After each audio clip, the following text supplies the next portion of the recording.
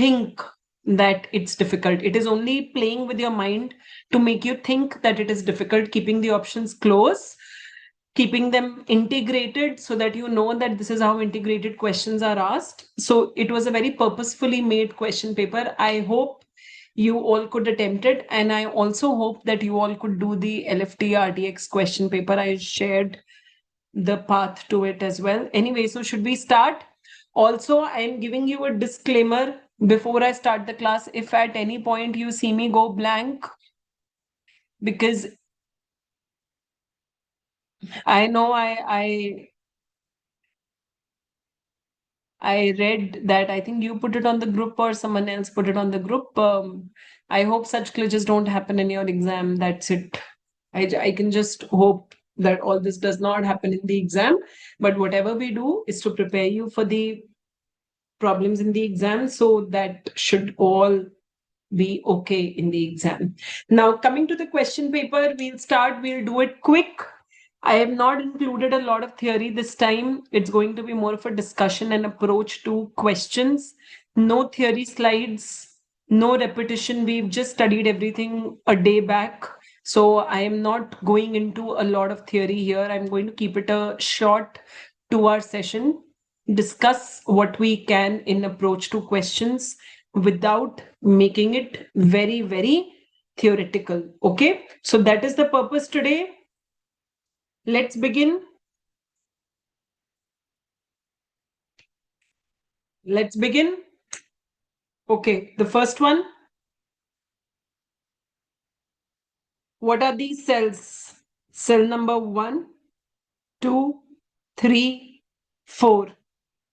I told you a question similar to this is an AIMS 2017 question where they marked the cells. Gland, everyone knows, is a NEET PG 24 paper. So I just kept a similar question here. First is obviously keratinocyte. So there are two options where one is keratinocyte. So B is out, D is out. Now 2 and 3 are M&Ms. But which is which M? M. Which is which M? The dendritic cell here is the melanocyte. So with 2 comes melanocyte. 3 is connected to a nerve fiber. This is a touch receptor. It's a Merkel cell. 4 is the Langerhans cell. This is the dendritic cell in the stratum spinosum. So what is all this? This is the cells that make up the epidermis. The correct answer to this is option C. I hope you all got it correct. But these are the kind of questions that you have to be prepared for in the exam. They look simple, but when you see these kind of dendritic cells, you see all these cells, there is always a scope for confusion. That should not happen. Now, this is a video-based question. A 7-year-old boy. So this is a child here. The question here is giving us a child. Presents with a patchy alopecia with itching. When you have child with patchy alopecia with itching, the only point that you should be thinking of is tinea capitis. There should be nothing else in your mind when it is a child with patchy alopecia with itching. Clinical examination reveals the findings as shown. We don't even need the clinical examinations. We can make it out with the first sentence. But let us see what the video is showing us. I have this on the full screen here. See, let's see what the video is showing us.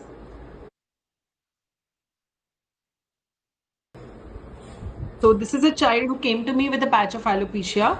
He has scaling and crusting on the lesion, and when I'm plucking out the hair is coming out easily. Lymph nodes are so big, you can see them easily. Even the cervical lymph nodes are easily visible. So what do you see here? You see a child with a patch of alopecia, with crusting on it, with easy pluckability. So with every video, it is very important to note down what we are seeing. In every video, oh, electricity is back. Just a second, let me switch on the AC. I'll switch off the fan. That makes the audio better. Just hold on for a second. Till that much time, I'll play the video. You see it again.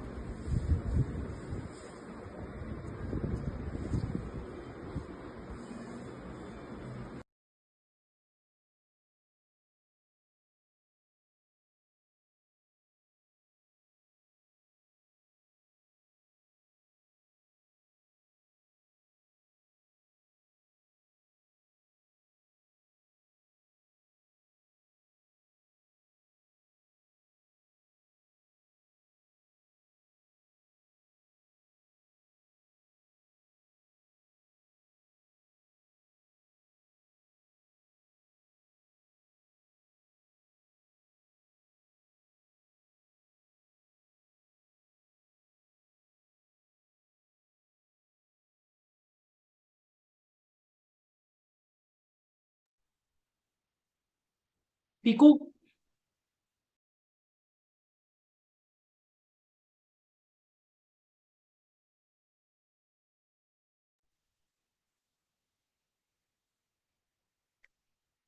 So yes,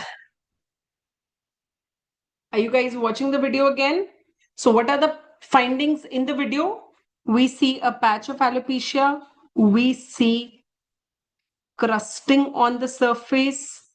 What I am demonstrating is easy pluckability of the hair, and I am showing you regional lymphadenopathy. All this favors a case of tinea capitis, which anyway the text is telling us. We look at this in the video as well. So can you also tell me what is the type of tinea capitis this is? Can you tell me what is this type of tinea capitis where so much crusting is seen? No, this is not favus. Favus would show a C-shaped crust. In favus, we have these kind of crust which are called as scutula. This is what we see in favus. And favus in India is seen only in Kashmir. It is not seen in India. Anywhere else. No, this is because of so much inflammation. It is okay. Okay. Could be a carrion also because of so much crusting, and there was a lot of pus discharge also, which you can't see. But it's okay. That's not the question here. The question here is that number one, you make a diagnosis of tinea capitis. Number two, you are able to tell me what is the treatment of tinea capitis. First of all, let's rule out triamcinolone. This is not alopecia areata. Triamcinolone is used for alopecia areata. This is not alopecia areata. So this is out. Clotrimazole lotion, griseofulvin, ketoconazole, all of these are antifungals. So can all of these be given?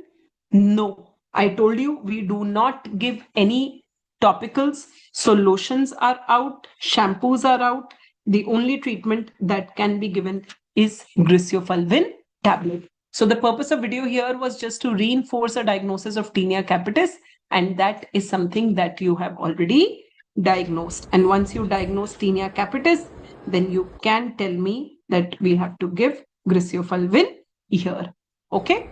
Now, another question that can come from here is that what would be the next investigation? Next investigation, like they give the whole scenario, they give the clinical examination video, and they ask you what is the next investigation. It is going to be KOH, which is going to show us hyphae. And then they can ask you what is going to be the finding in Wood's lamp.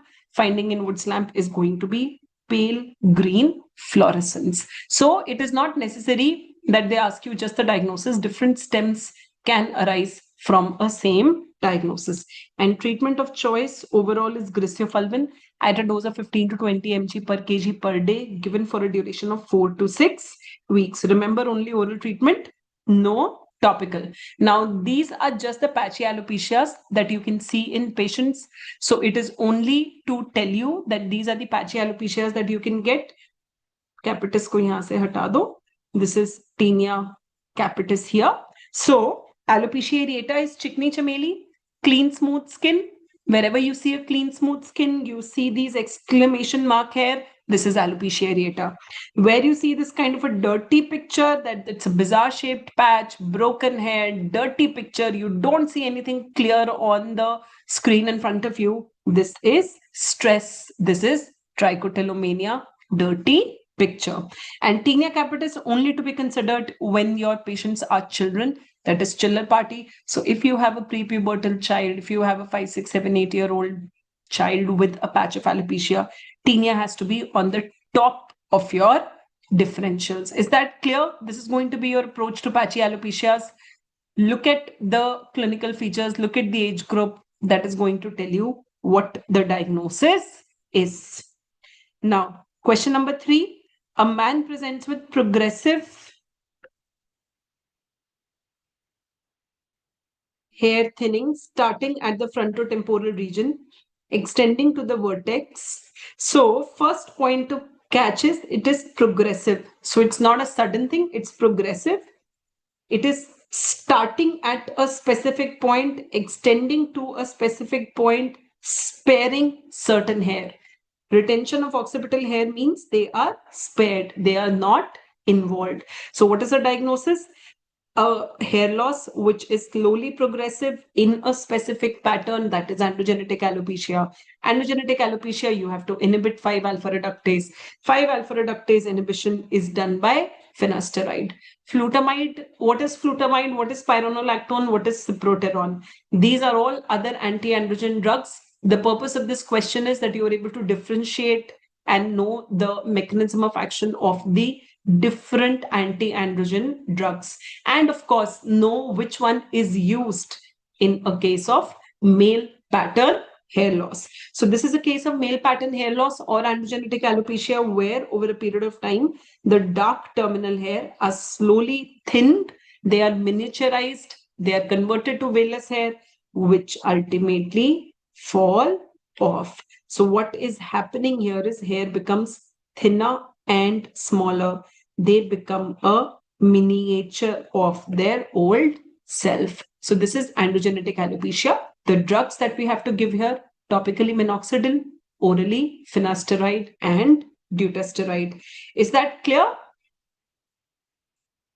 Yes. Now, question number 4. A 30-year-old woman presents with complaints of excessive hair fall since 1 month. She gave birth to her baby 5 months back. All of the following are true except.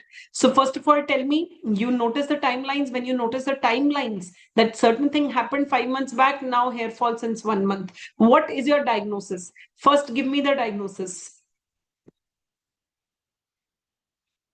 Yes, diagnosis is telogen effluvium. Very good. Diagnosis is telogen effluvium. Now, it is a self-limiting disease. Yes, we know it. Hair follicles retain the capacity to re-enter the anagen phase. Yes. Premature termination of anagen phase. Yes. Initiating if event is apoptosis, mitotic, not at all. No, no, no. Nothing of this sort happens. No. Please no. Nothing of this sort happens. Apoptosis means hair are being killed. They are dying. Dying does not happen in telogen effluvium. Dying happens in dying happens in anagen effluvium. Please, that is the difference here. Look at this. In anagen effluvium, the initiating event is apoptosis and mitotic arrest of the dividing cells, the growing cells, the multiplying cells. These are all cells which are in the anagen hair. So what happens here is the anagen hair are killed. I'll tell you the meaning for option B. Don't worry. So in anagen effluvium, the chemotherapy drugs, which are antimitotic drugs, which are cytotoxic drugs, they are going to come to the scalp. They are going to kill the anagen hair. Those anagen hair are going to get killed. They will lose their attachment. They will just fall off. All of this will happen within a few weeks. Patient goes completely bald. But when you stop the chemotherapy, the stem cells will again start growing. The hair will come back. In telogen effluvium, what do all these triggers do? They are going to terminate the anagen phase. Means they are not killing the anagen hair. They are just stopping the growth of the anagen hair. So when you stop the growth of the anagen hair, they will move to catagen, then they will move to telogen. Catagen duration is 3 weeks, telogen duration is 3 months. Okay, and ultimately these telogen hair will fall. So when will the patient come to you? This is the trigger. This is the hair fall. What is the gap between them? 3 month, 3 week, which is around 4 months. So the patient is going to come to us with hair fall 4 months after the trigger. So here the anagen hair are not getting killed. They just stop growing and they move to the next phase. So there is a premature termination of anagen phase. It is not the killing of cell that happens. The hair is completely normal. It is completely intact. It will re-enter the hair cycle. It will all be normal after that. That is why it is self-limiting. That's why it does not require any treatment. Is this understood by everyone? Is this understood, the difference between the pathogenesis of anagen effluvium and telogen effluvium? And here also in this photo, if you see, there is thinning, but the patient is not bald. Patient is not bald.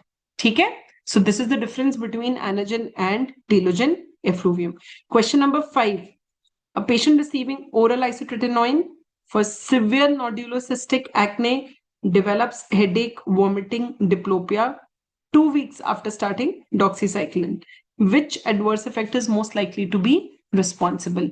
Very good. With all the retinoids, there is always a risk of a side effect which is called as pseudotumor cerebri, which is idiopathic intracranial hypertension, and that risk is increased when you start tetracyclines with these drugs. So that is a common teaching in dermatology for all of us, that retinoids are not to be given with tetracyclines, because we tend to first start the patient on tetracyclines.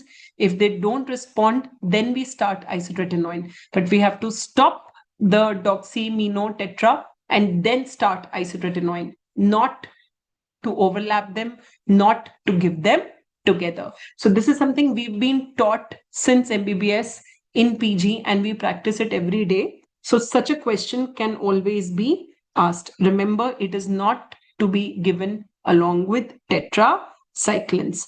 Some more points about oral isotretinoin. The dose that is used is 1 mg per kg per day, to be given till we achieve a total cumulative dose in the body of 120 to 150 mg per kg. This is a very old FMGE exam question, but you should still remember, you have to keep giving till you achieve this dose. In the very rare side effect of monotherapy, but the risk is increased when we give doxy with it. Okay, so this is not a new onset side effect. The risk is increased. What is the most common side effect? What is the most common side effect? Cheilitis. What is the meaning of cheilitis? What is the meaning of cheilitis? Cheilitis means dry, chapped lips. The most common side effect is dry, chapped lips. So if they ask you a question, what is the earliest side effect? Earliest side effect is cheilitis. Develops within generally 1 month. So when I give a prescription, I call the patient after 1 month, I see their lips, they are dry, they are cracked, that is cheilitis. But what is the most important side effect? Teratogenicity. Very, very important. Most important side effect is teratogenicity. So every time we give a repeat prescription, we have to check for the UPT of a married female. It has to be negative. Then we start isotretinoin. Gap between stoppage of drug, planning a pregnancy, 1 month. So this is one set of side effect, and then there is another. This drug can cause hepatotoxicity. It can cause hypertriglyceridemia. So what you have to do is you have to do a baseline check. After that, we do every 3 months liver function test and lipid profile. This is a question that was recently asked in the July 26 FMG exam. So you should be knowing it. How do we monitor LFTs and lipid profiles? What else can hypertriglyceridemia lead to? It can also lead to acute pancreatitis. So remember, scenarios can be multiple in your exam. You should be able to correlate. You should be able to link that retinoids, they can cause hypertriglyceridemia. Hypertriglyceridemia can cause pancreatitis. So they can integrate questions from here and there and just test your knowledge, whether you know your concepts and your details or not. Is this clear about oral isotretinoin? Yes, this should be clear by now. Now, a very simple question here. A patient with multiple erythematous scaly lesions on the body since 5 years. He has failed methotrexate. He has failed acitretin. Starts treatment with a biologic targeting interleukin 17A. 3 months later, patient develops cough, fever, weight loss. What should you suspect first? So what is this video telling us? It is showing us that the patient has the red scaly lesions that were described in the question. The test that is being done is the grattage test, where you see the excessive scaling, then you see the Pulcell's membrane, and then you see the pinpoint bleeding, that is the Auspitz sign. So the purpose of the video here is just to reinforce the diagnosis of psoriasis. That's all the video is going to do. It is going to reinforce the diagnosis of psoriasis. Now, in psoriasis, when a patient does not respond to two first-line medicines, we can start the patient on biologics. The common biologics that we give, TNF alpha inhibitors or interleukin 17 inhibitors. These are the two most commonly used biologics. But before we start biologics, we have to do CBC, ESR, chest X-ray, MON2, IGRAS, all this. Why? To rule out any latent tuberculosis infection, to rule out any other infection. Why? Because reactivation of TB is a very common side effect that can happen with these biologics. Histoplasmosis will only happen if it is endemic to that area. You can't have histoplasmosis just out of nowhere. For this, there is going to be a need of excessive immunosuppression, which does not happen. Aspergillosis also needs a cavity or immunosuppression to develop. So these are all later. The first and the most common infection that is reactivated presents with cough, fever, weight loss. Out of these is tuberculosis. Is this clear to everyone? Was everyone able to solve this? Any doubts in this? Any doubts? No? So you have to rule out tuberculosis. This is just another slide. I've just put it here to show you that this is how a video of grattage test can come. The scaling increases, the white membrane, and then once you scratch a little more, you see the pinpoint bleeding. This is the grattage test that tells you that it's a case of psoriasis. Now, question number 7.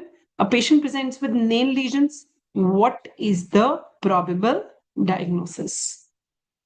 So what do you see on the nail? On the nail, you see depressions. What are these depressions? This depression is pitting. So this is all pitting. And when you look at the arrangement of the pit, you see that all these pits are arranged in a very regular manner. So what is this? This is regular pitting. And when you have regular pitting, what do you have to suspect? See, lichen planus does not have any pitting.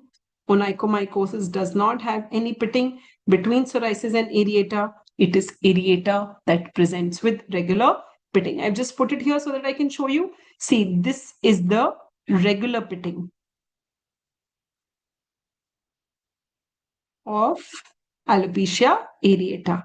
And this is the irregular random pitting of nail psoriasis. When this came in the exam, they had given this image in NEET PG 21. When this came in the NEET PG 21, it was an image of psoriasis. It can be asked either way, but you have to look at the pattern of the pitting. Irregular pitting is psoriasis and regular pitting is alopecia areata. Question number 8. A 45-year-old female presents with a burning sensation in the mouth, especially while consuming spicy food.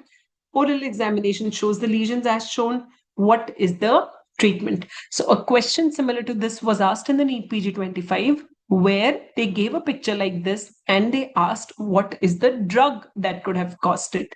So what I've done here is the topic remains the same. So it's a previously year asked topic. Yes. So the topic remains the same, but the questions can change. So please don't just look at PYQs, look at PYTs. So what is the diagnosis here? You look at the lacy white reticulate stria. See, very beautifully visible here. You look at the lacy white reticulate stria. So this is a case of oral lichen planus. If the patient is symptomatic, it is erosive LP. If it is erosive LP, what are you going to treat with? Whether you're going to give topical steroids, clotrimazole, lignocaine gel, multivitamin supplements. What is your answer? What's your answer, everyone? Raise your hands. 2A.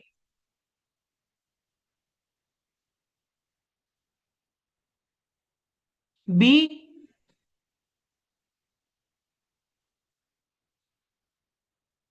Okay. C. Anyone wants to give lignocaine gel? Okay, someone wants to give lignocaine gel. Does anyone want to give multivitamin supplements? No. See, I've put lignocaine gel so that you get confused that I'm writing burning sensation. You might want to mark lignocaine gel. But lignocaine gel has no use. Only 20 minutes prior to meal we can give. It will numb it for that much time, but it's not going to treat. Multivitamin supplements are for glossitis, which happens due to vitamin deficiency. So, na, be civil, be civil, be civil. हम civil रहेंगे, हम शांत रहेंगे, हम बिल्कुल शांत रहेंगे. So, lignocaine gel, no problem. We'll come to it. We'll come to candidiasis. We'll come to everyone. There is a question aage on candidiasis, so I left it for that. So this is glossitis. Lignocaine gel you will not give. Clotrimazole, this is not candidiasis. The correct answer is topical steroids. So when it is oral lichen planus, you have to identify this grayish white reticulate stria. It can have erosion. It can be erosive lichen planus. The infection to remember is hepatitis C. You might have a picture where a dental filling is given. So this can be a dental filling. And then there are some drugs which can cause it. History is like rosacea. Rosacea, means there is going to be burning sensation on the face, not burning sensation in the mouth. Okay, in rosacea, there is going to be burning sensation on the face. Yahan pe it is burning in the mouth. It is different. Okay, it's different. So, antihypertensives, amalgam, and the drugs that you have to remember. Then this is an image of glossitis where you see that the tongue is red. In glossitis, the tongue becomes red. It can be magenta, beefy red, depending upon the different vitamin sufficiencies. Then there is atrophy or flattening of the papillae on the tongue. So you see a completely flat, smooth tongue. So this is glossitis. If this kind of a picture comes, then you have to choose multivitamin supplements, not otherwise. Okay. So this is the scenario which happens due to vitamin deficiencies. This is what happens because of vitamin deficiencies. This is not lichen planus. Is this clear to everyone? Look at the symptoms, look at the clinical features, then make the diagnosis. Now, here your knowledge of ENT, your knowledge of pediatrics, where you've read vitamin deficiencies, everything comes into the picture. Question number 9, a 36-year-old patient presents with flaccid bullae, painful erosions which tend to extend at the periphery. Histopath is shown below. What is the likely diagnosis? So the only thing that the question tells us here is that yes, there are flaccid bullae and yes, there are painful erosions. Now, flaccid bullae and painful erosions, flaccid bullae and painful erosions takes us to pemphigus. It does take us to pemphigus. Now, in the option, it is pemphigus foliaceus, pemphigus vulgaris. This is out. This, I don't even know what this is. So I don't know what is IgA pemphigus. I'm going to stay away from it. I don't know what is IgA pemphigus. It can be the answer. It cannot be the answer, but I don't know. Now, what I know is pemphigus foliaceus and pemphigus vulgaris. I'll see whether I can differentiate between them. So here what I do is I mark the basement membrane. I see that the split is in the epidermis. So yes, even on histopath, it's a case of pemphigus. Now here, is the split coming towards the top or towards the bottom? It is coming towards the bottom. It is coming towards the end. So what is the letter with pemphigus? Letter with pemphigus is vulgaris. So this is a case of suprabasal split. Again reinforces that this is a case of pemphigus. So the correct answer here is pemphigus vulgaris. I'm sure all of you could make out. This is a NEET PG 2022 question where histopath allowed us to make a diagnosis. Why I have put this point here? Because this is a very old AIMS exam question sentence. Please remember, in pemphigus, the question will say flaccid bullae with painful erosions and they show no signs of healing and tend to extend at the periphery. So this is a line which can be used along with pemphigus. On the other hand, in bullous pemphigoid, there is a very old AIMS exam question which says patient presents with tense bullae with itching and the roof of the bulla collapses, means it collapses on the bulla once it ruptures. It does not become a erosion. So these are just certain catch lines which buzzwords which you can catch. So there it just collapses the roof. This is used for bullous pemphigoid and this is used for pemphigus. So the way you differentiate between vulgaris and foliaceous is based upon the mucosa and based upon the histopath. The skin is same, the DIF is same in both of them. Suprabasal split, subcorneal split. Is that clear to everyone? Is that clear? Now, these are clinical pictures of pemphigus. You see, these are all the erosions. Erosions can get crusted also because they're always exuding serum. Serum can dry on the skin. So this is all the crusting that we see on the pemphigus lesions. And these are the oral erosions or the oral ulcers that develop in these patients. So this is a clinical image of pemphigus. You should be able to identify if this comes, look at the large erosions. That is a classic finding of pemphigus. Then there are some clinical signs. We didn't discuss the images of these that day. Bottom image looks like lichen planus. Yes, you can say that. You can say that these are stria which are seen, but you have to look at it in the context of the whole clinical scenario. Otherwise, oral erosions can be there in herpetic gingivostomatitis. Oral erosions can be there in hand-foot-mouth disease.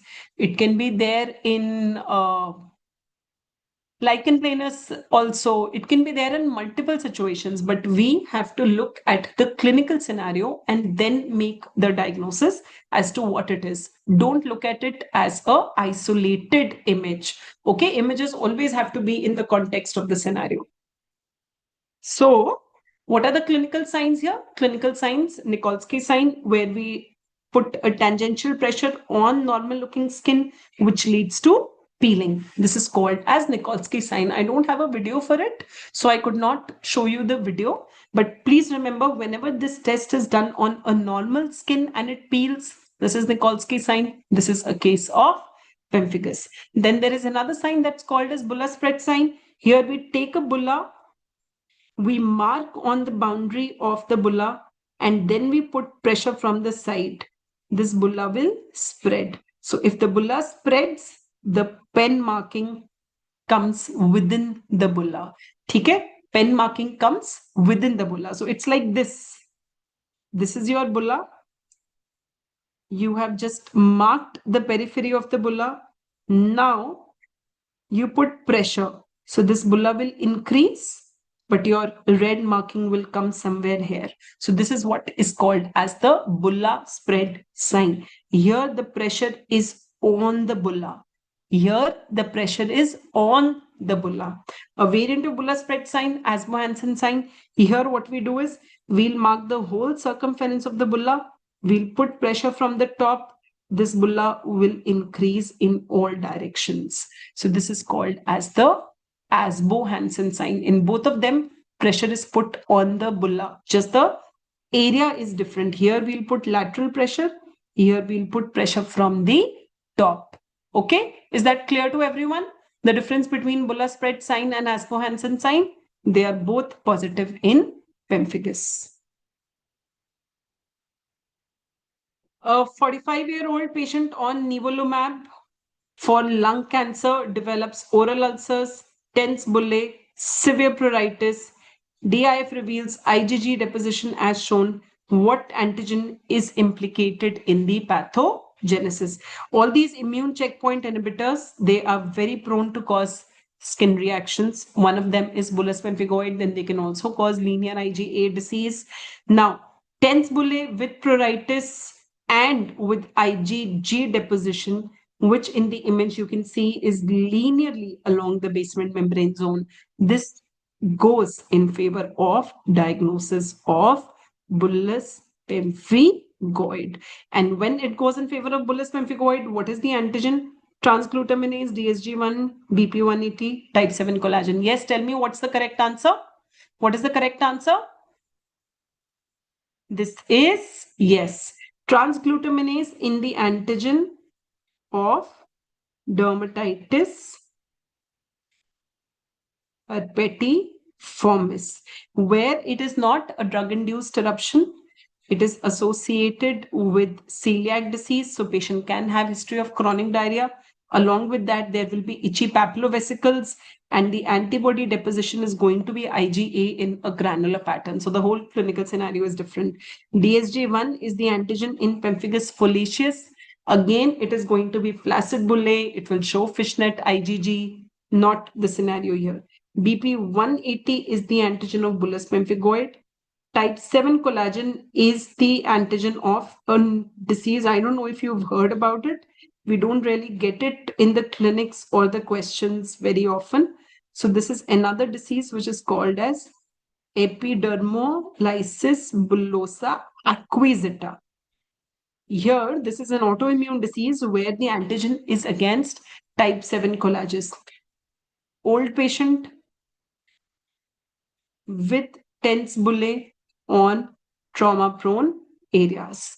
So old patient with tense bullae without any itching on trauma-prone areas. That is what is EB acquisita. It is not asked often in the question, so we don't even study it as much. But just remember, the antigen is type 7 collagen in EB acquisita. Now, these are some important DIFs here. Fishnet IgG, intraepidermal, pemphigus. Linear IgG at the basement membrane zone. This is bullous pemphigoid. And granular IgA at the basement membrane zone and in the dermal papillae. This is dermatitis herpetiformis. Look at this. Here, the green line is broken. So this is more of a granular IgA. You see it in the basement membrane zone. You also see these specks in the dermal papillae here. So you see it positive at the basement membrane zone and in the dermal papillae. Is this clear to everyone? This kind of a DIF is a very important question, often asked in the INI-CET, the NEET PGs. So you should be able to make a diagnosis based upon the DIF. Also, the antibodies are important. Again, I will repeat, in pemphigus, it is IgG. In bullous pemphigoid, it is IgG and C3. In dermatitis herpetiformis and linear IgA disease, it is IgA antibodies. So look at the antibodies, look at the pattern of deposition, the site of deposition. That is going to give you the clue of the diagnosis. Question number 11. A 29-year-old woman presents with severe itchy lesions present since 1 year. She reports recurrent crops of tiny blisters over elbows, knees, and buttocks. She also complains of intermittent diarrhea, abdominal bloating. Biopsy specimens have been sent for investigation. What is the correct answer? So, what I'm asking you here is not the diagnosis. I'm not asking you the diagnosis. I'm just asking you that this is a patient. I'm sending biopsies. Tell me what I'm sending for what. This is a question I'm expecting for a long time. It's not really getting asked, but I want this to be asked. See, what is this showing us? Actually, this is a case of pemphigus. This woman is a case of pemphigus, but I marked the lesions here. So I had to ask you like this. So this is a vesicle that you see on position 1, and it is the normal skin that you see in position 2, right? So whenever you do biopsies in any immunobullous disorder, when we take a skin biopsy, we send it for histopath, we send it for DIF. Histopath ke liye we pick up the lesion, which is the vesicle, and for DIF, we send normal skin that is perilesional. Okay, so this is an important concept that all of you should have clear. The diagnosis here is dermatitis herpetiformis, that's without any doubt. She has itchy lesions on the extensors. She has diarrhea. She has bloating, that is celiac disease. So diagnosis is clear. This is celiac disease. What it is asking us is what you are going to send where. So the correct answer to that is 1 is sent for histopath, which is an intact vesicle. 2 is normal skin, that is sent for DIF. So this is the case of dermatitis herpetiformis. Know the antigen, know the association, know the clinical finding. The histopath is going to show us Potter's microabscesses, which are made up of neutrophils, and the DIF is granular IgA. We just saw that. Now, question number 12, of 45, we just have to look for antibodies. We can look at the antibodies in normal skin also. Okay, a 45-year-old male presented with oral ulcers, sheet-like peeling of skin. He has recently been started on allopurinol. Cutaneous examination is shown below. What is the sign being demonstrated? Let me look at the chat. This is something I want to see answers for everyone. This is something I want to see answers for all of you. Okay, okay. Okay, okay, okay. Correct. Good. All of you know the correct answer. So here we have history of a drug intake, which is a high-risk drug, allopurinol. No, this is not a fixed drug eruption. No. You can't make, you can even make it out in the image. Do you see any small red lesion with the purple center? This is not a fixed drug eruption. This is different. Here we have history of drug, which is a common culprit, allopurinol. After that, patient develops oral ulcers with sheet-like peeling of skin. Where do you see oral ulcers and sheet-like peeling of skin? This is a case of toxic epidermal necrolysis. So from the text itself, your diagnosis of toxic epidermal necrolysis should be done. Okay? It should be done. Now, look at the video. The whole skin is peeling. You see that all the skin here is peeling. And when the person who's examining is putting a pressure on the skin, it further peels away. See, I've put it here. Just see. The whole skin is anyway detached, but when you are putting pressure on it, it further gets detached. Are you looking at it? This further gets detached. So what is this sign? I told you peeling of skin is Nikolsky sign. So is this Nikolsky sign? Yes, very good. The correct answer here, I'll tell you after we discuss. So this is toxic epidermal necrolysis. The entire skin is anyway necrosed. It's anyway dead. It's anyway dead. But when you put pressure on any of this skin, it will just peel off, which it would have anyway peeled off. So this is toxic epidermal necrolysis. यहाँ पे skin का necrosis हो जाता है. On the lips, you see hemorrhagic crusting. Now, there are 3 Nikolsky signs which can get confusing. And this was a question recently in the INI May 26. So this becomes important. In Nikolsky sign, we put pressure on normal skin.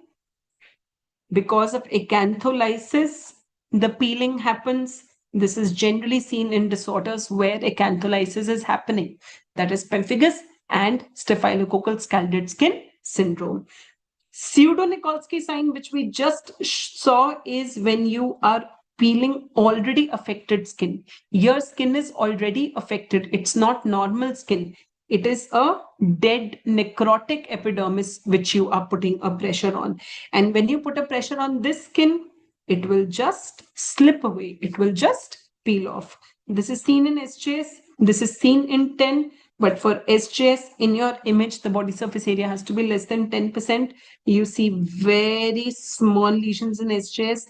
When it is more than 30%, it is toxic epidermal necrolysis. And a very rare finding is false Nikolsky sign. This is like when you have, this is a bulla of bullous pemphigoid. If it ruptures, you will see that the roof is like this.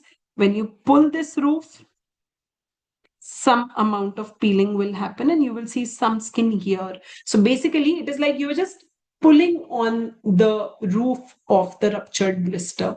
That's what you are doing. Again, it is very different from Nikolsky sign. It's very different from pseudo-Nikolsky sign. It's very difficult to make a picture. That's why I've written it in full sentences here so that you can understand the differences on what it is done, what is the method, what is the reason, and what are the diseases where it is seen. False Nikolsky is bullous pemphigoid. Is this clear to everyone? You will just have to remember it. Nikolsky sign is pemphigus, false Nikolsky sign is bullous pemphigoid, and pseudo Nikolsky sign, which happens due to epidermal necrosis that is seen in the drug reactions, which is toxic epidermal necrolysis. Clear? So now come back here. This is a case of 10. What we see in the image out of these, what is the correct answer? The correct answer is option B. That is the pseudo-Nikolsky sign. That is the correct answer.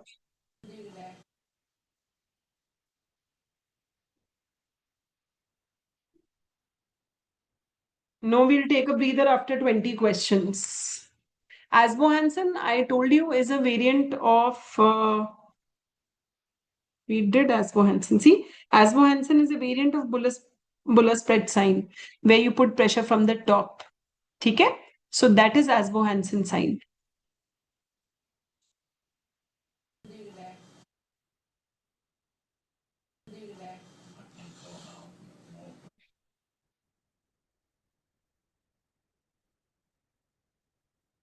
A child presents with recurrent blistering after minor trauma since day 8 of birth. Similar complaints are present in 2 siblings. What investigation is the gold standard for diagnosis? What is your diagnosis here? Diagnosis here is epidermolysis bullosa, which is the congenital form. Why? Because it is a child who presents with bullae on trauma. So this is trauma-induced blistering. Plus, we have family history positive in the form of 2 siblings. So it reinforces our diagnosis of congenital EB. In congenital EB, we don't do dark ground microscopy. Why did I put dark ground microscopy? Because I wanted to see whether you think it is congenital syphilis. It is not congenital syphilis. This is epidermolysis bullosa. Histopath has no role here. DIF is going to be negative. What we do is electron microscopy to make a diagnosis. Recently, this was a question in INI May 26, where the diagnosis of EB had to be done. So they can just ask you another question on its investigations. So the investigation to do here is electron microscopy. Is that clear? No, no, no, no, no, no, no. See, now this is something we do in the regular classes, but it's good you have asked this doubt. It's very good. This will clear for everyone. When we talk about epidermolysis bullosa, there are 2 things. One is congenital EB. Wait.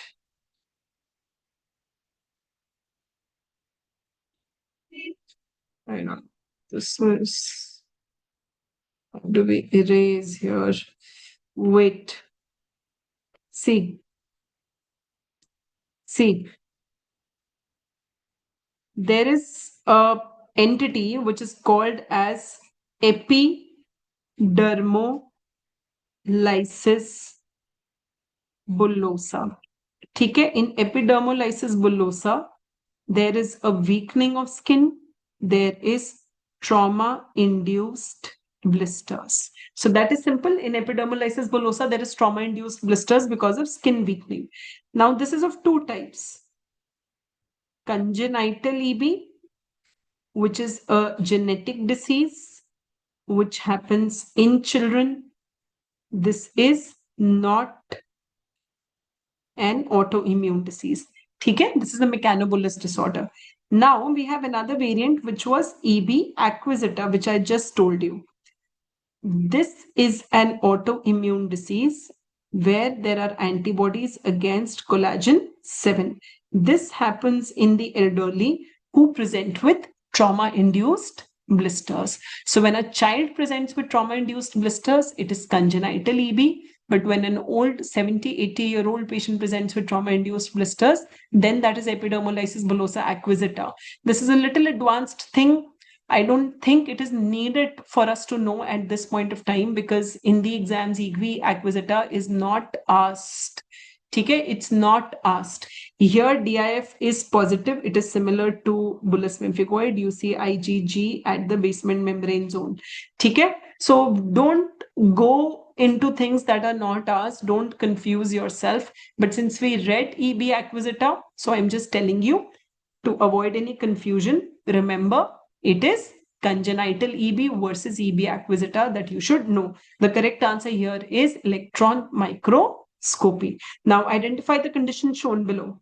What do you see in the image? In the image, you see a girl who has a black raised lesion on the forehead, the nose, and you see dark hair on the surface. So what is this? This is a congenital melanocytic nevus. And is this melasma? No, melasma is going to be bilateral. It is going to be brown. Nevus of Ota is unilateral. It is blue-gray and the sclera is also blue. Beck's nevus is brown. This is also out. So the correct answer here is congenital melanocytic nevus. See, this is a giant congenital melanocytic nevus where the size is more than 20 centimeter. What is a long-term risk in these patients? This is a question that was asked in NEET PG 22. If you have a patient with a large nevus, yes, there is a risk of malignant melanoma. And what happens is these kind of lesions can develop in patients who have large congenital melanocytic nevi. So that's a melanoma developing in this patient. Please remember, there is a risk of malignant melanoma in these patients. Now, question number 15. A 24-year-old man presents with skin lesions since 8 months.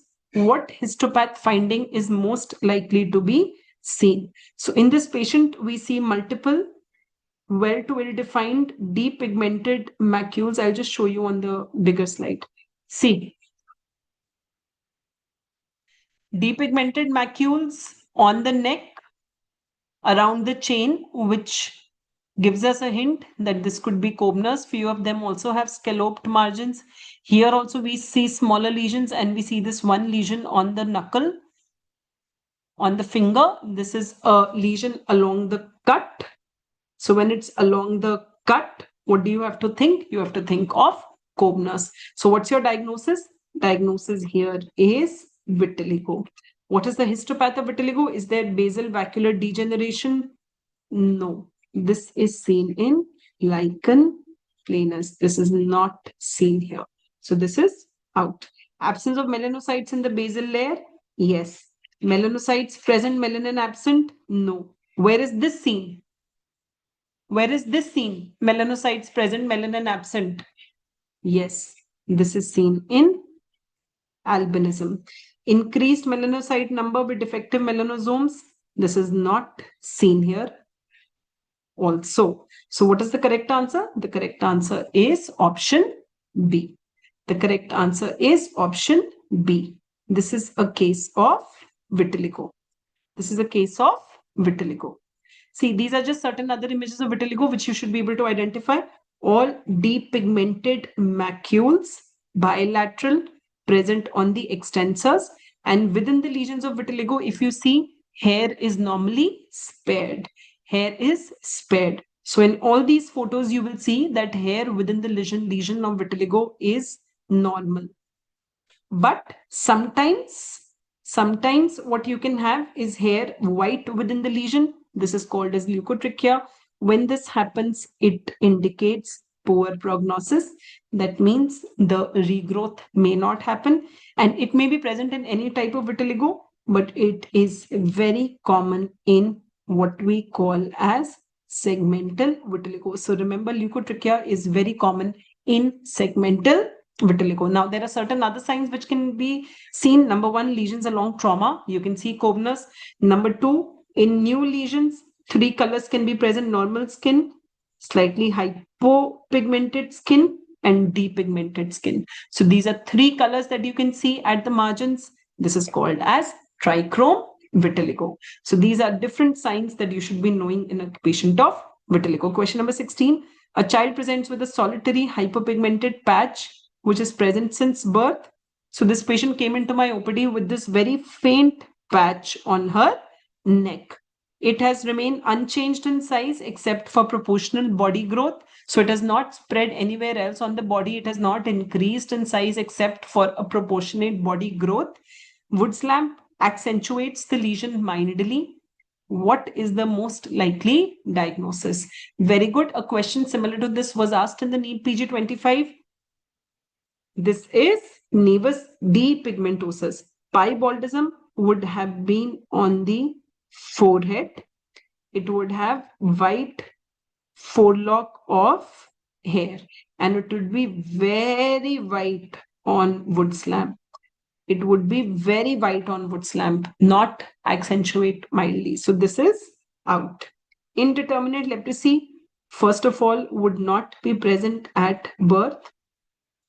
Second of all, there is going to be no finding on Wood's lamp. Okay, there is going to be no finding on Wood's lamp. Now what we have to do? We have to choose between nevus depigmentosus and nevus anemicus. For that, look at this test. I am taking a glass slide. I am putting a pressure on this lesion, which is called as diascopy. When I do diascopy, I can still make out the margins of the lesion. When you can still make out the margins of the lesion, it is nevus depigmentosus. Does everyone understand this? Look at this again here. I'm taking a glass slide. I'm putting pressure. You can still look at the margins of the lesion. You can still make out the margins. So this is all nevus depigmentosus. Anemicus is out. Anemicus is also out. The correct answer is nevus depigmentosus. Inability to transfer melanin, present at birth, hypopigmented lesion. Size only increases according to proportion of the growth. Otherwise, it is non-progressive. On Wood's lamp, you only see a mild accentuation. Other Wood's lamp findings, just to summarize, in Tinea capitis, we see a pale green color. In Pityriasis versicolor, we see a pale yellow fluorescence. Erythrasma, we see a coral red fluorescence. In melasma, the brown part becomes more brown. Vitiligo shows milky white fluorescence. Ashleaf macule shows ivory white fluorescence. So these are important Wood's lamp findings, which you have to remember. They have been asked across different exams. Question number 17. A 55-year-old farmer with diabetes has severely itchy rash on the face, neck, and the hand since 10 years. Despite avoiding trigger, despite potent topical steroids, he continues to have extensive dermatitis, requires repeated oral steroids. Which systemic agent is most appropriate for long-term control?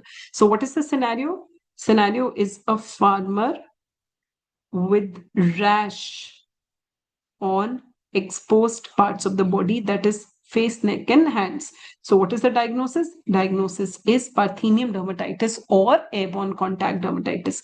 This generally responds to steroids well, but Parthenium does not go from the environment. So the rash is going to become quite chronic in farmers. They will require long-term treatment. But this patient is diabetic, so he can't have a lot of oral steroids.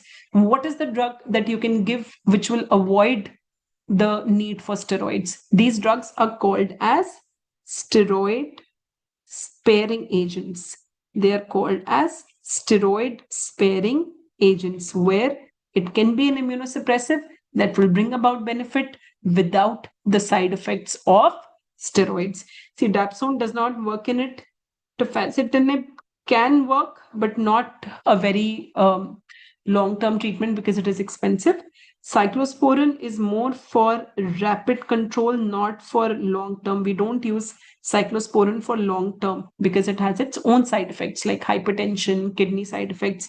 The one that is safest here for long-term use is azathioprine. Okay? So this is amongst them safest for long-term use. This is safest. It is studied. It is well established. Now, along with this, these are certain other pictures of allergic contact dermatitis that I want to see. If they want to ask you nickel, they will show you different pictures of artificial jewelry and metals. You can see it in the neck, in the earrings, in the ring, the wrist strap, the belt buckle. This will all tell you nickel. With cement, it will be a picture of the hands and feet of the farmer. With hair dye, the rash is going to be on the face and the scalp. With bindi, it will be itchy rash in the center of the forehead where you apply the bindi. So these are the different kind of pictures. With airborne contact dermatitis, they can give you a picture of the farmer with rash on face and neck. You have to identify that this is airborne contact dermatitis. The plant responsible is Parthenium. You can be given an image of Parthenium. This will be a plant which has these small white flowers. The antigen in Parthenium is sesquiterpene lactones. It is sesquiterpene lactones. Diagnosis of all these contact allergic dermatitis is patch test. Reading is done at 48 hours and 96 hours. So these are the other pictures that can come from there. Now, question number 18, a 5-year-old child presents with persistent itchy rash over the entire body since 2 years, not responding to routine first-line treatments. Father suffers from hay fever. Which of the following can be considered as the next step? So what you see in the picture is this boy who has this rash most of his face. This is persistent. It's also on his body. He is not responding to first-line treatments. Father has hay fever. Hay fever is just another name for allergic rhinitis. So there is a history of atopy at home. What does this mean? This means a diagnosis of atopic dermatitis. This means a diagnosis of atopic dermatitis. And when it's a diagnosis of atopic dermatitis, patient is not responding to routine first lines, you can consider biologics. The biologic that works here is dupilumab, which is an anti-interleukin 4/13 inhibitor. Omalizumab works against IgE, more effective in asthma, more effective in chronic urticarias, but not here.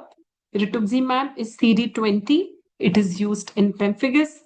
Infliximab is TNF alpha. This is used in psoriasis. It can be used in hidradenitis suppurativa. So different biologics have different uses in dermatology. The one that we use in atopic dermatitis is dupilumab. The different images that you can get in atopic dermatitis, the infantile form, where the rash on the face will be asked, the childhood and the adult form, where the rash is on the flexures. In the treatments, remember the newer drugs, crisaborole, dupilumab, and the JAK inhibitors. These are the categories of the newer drugs which are used in a case of atopic dermatitis. Crisaborole is topical. JAK inhibitors are oral. Dupilumab is given as an injection. Okay? So these are the newer drugs which are used in a case of atopic dermatitis. Now, question number 19. A 19-year-old college student reports episodes of itchy swellings on the arms and the trunk since a year. Clinical examination is shown below. What is the initial treatment? So I'm taking a pen, writing on our skin with the blunt side, and in some time you see that erythematous, edematous wheals are appearing in the same pattern. So what is this video showing us? This video is showing us a demonstration of symptomatic dermographism. So the video is showing us symptomatic dermographism, which is a clinical sign in the chronic urticarias. So this is a case of chronic urticaria. She has lesions since a year. For chronic urticaria, your duration has to be more than 6 weeks. So it is more than 6 weeks here. What is the drug of choice? H1 receptor antagonist. So you have to give antihistamines which work against the H1 receptor. And in this also, the complete answer would be second generation non-sedating antihistamines. Okay, so correct answer is second generation non-sedating antihistamines. Look at this here. Again, this is a very important video-based question that can be asked, where stroking on the skin leads to formation of wheals in the same pattern. This is chronic urticaria showing symptomatic dermographism. Question number 20. A 21-year-old man presents with multiple lesions with burning sensation over both palms and soles. What infection is the most common precipitating factor? So first of all, look at the lesions. There is nothing much that the text is telling us. We have to look at the photo and make a diagnosis. In the photo, look at these lesions. There is one ring, then there is another ring, and then there is a red ring around it. So what you see are lesions which have concentric rings. Concentric ring lesions are erythema multiforme. Further hint in the question, they are present only on the palms and soles. So from the image, we make a diagnosis of erythema multiforme. And with erythema multiforme, what is the most common infection associated? Most common infection associated is herpes simplex virus 1. So this is HSV1. Had this been Treponema pallidum infections, we would have seen coppery brown macules. We would have seen coppery brown macules. With HPV, we would have seen warts. Okay, so the findings would be different. Here, this is erythema multiforme. The most common infection with this is herpes simplex virus 1. So you can be given an image of herpes labialis or herpes genitalis and asked what is the associated finding on the palms and soles. These are the target lesions which you see in erythema multiforme. Now we'll take a short 5-minute break, then we'll resume after 5 minutes. So it is 3:21. We'll meet again at 3:25. A short break.